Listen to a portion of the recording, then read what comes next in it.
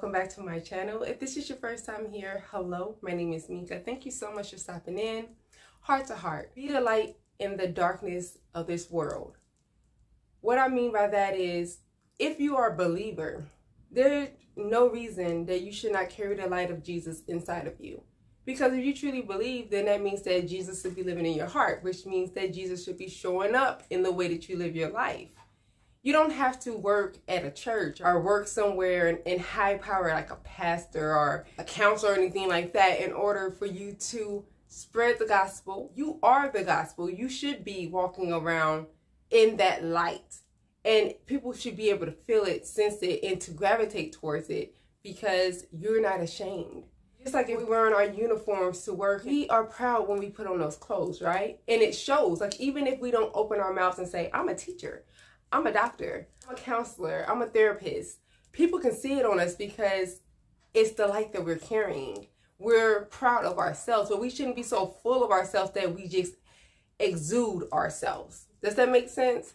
So anywhere you go in life, the grocery store, to work, to school, when you wake up in the morning and you're on home and you're there alone, that first phone call you get, you should be saying something. Even if you're not trying to pray for somebody else, you should be witnessing the fact that you know about God, the fact that you believe in Jesus. Instead of complaining about having to go to work or paying a bill, just be like, you know what, God has blessed me. I have a job I get to go to. I'm able to pay my bills. I may not want to go to school if you're in college, but I'm blessed to be able to afford to go to college or to have got a grant to go to college or whatever you are grateful for. You should be able to say it with peace and love and to help other people know that, yes, God is real. And when you're showing or telling people about God and about Jesus and about the greatness of the things that they've done in your life, they should be able to see that, which means you should be coming to work with a smile on your face. Even if you're going through a hard time, you should be able to still give praises. You should still be able to talk about the goodness of the love that you feel from them. You should be able to still give and to help others. You should be able to still walk around like you are a child of God. You don't have to be in a high standing. We depend too much on leaders to do that. But you can do that too. You don't have to be a leader in order to be a leader. Did you catch that? You are a leader every day. Whether it's good or bad, you are encouraging somebody. You are a role model to somebody that you may not even know that you're a role model for. So why not use your platforms, use your social media, use your downtime at work. If somebody's going through something, just ask them, would you be okay for me to pray with you or pray for you? If they say no, don't press it. You don't have to throw God on people, but you just welcome it. If they say no, okay.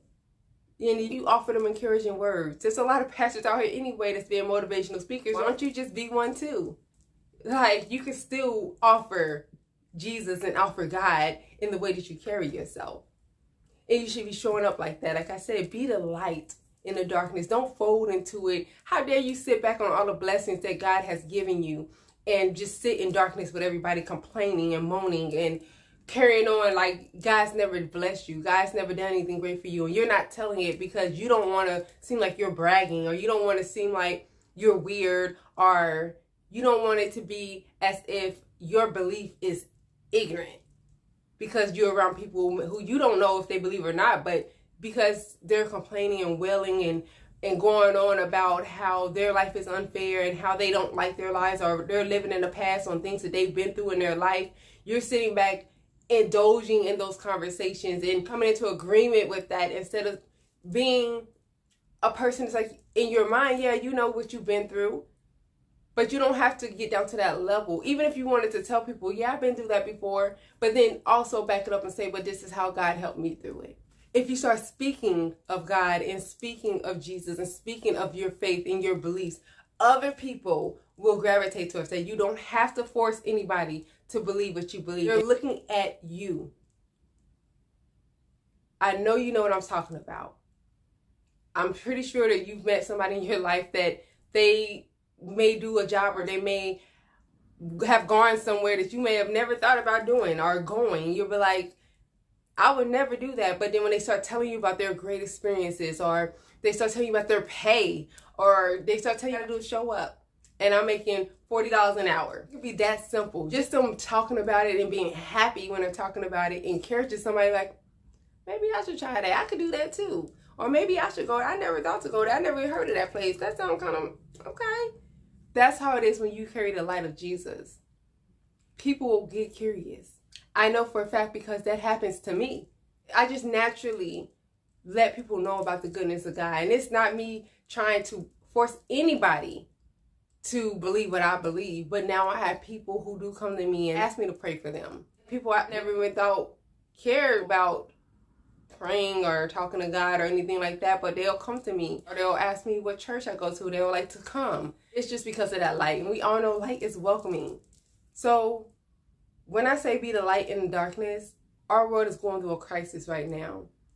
And it does not hurt for you to share your truth. It does not hurt for you to witness. It does not hurt for you to speak on the love of God, to speak on the blessings, to speak on the things that you've been through, but you was able to get out of. You know you didn't get through that by yourself. You know that counselor did not save the day. You know that that boyfriend or girlfriend was not the person that came and saved everything, or your friends or yourself. A lot of times you guys are praying behind closed doors, but then when God blesses you publicly, you thank him privately. God is not blessing you just for you. He does bless you because you're his child. He wants for you to be in better circumstances in life, yes. But he's also blessing you so then you can spread that. You can tell people about the blessings that came and how they were on time. And just you doing that is more than enough.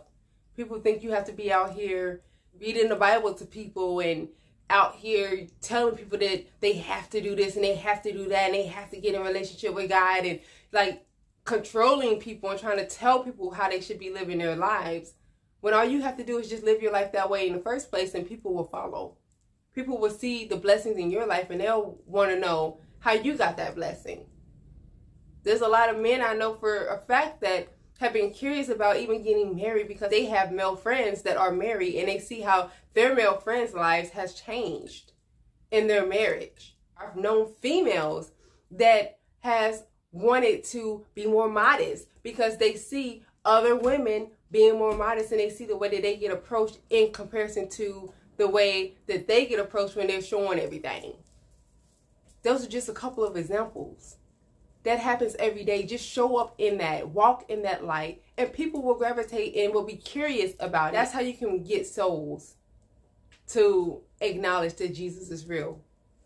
And even if they choose not to, at least you know that you've done your part. You didn't hide Jesus. You wasn't ashamed of Jesus. You exuded the love of God. You told the truth. That's all you can do. That's all God wants for you to do. He don't want you holding somebody's hand and dragging them to love him. No. But y'all think about what I just said. Drop your comments in the comment box below. Let me know what you think. Or you can leave me an email. Let me know what you think about the video. We can have a conversation there. Or you can leave your testimony and I will share it for you. But I won't share any of your personal information. Or you can leave me a new topic idea that you would like to talk about. And if I feel okay and comfortable with talking about it, I will do so. But just let me know. We'll keep the conversation going. And we will talk next time. Bye.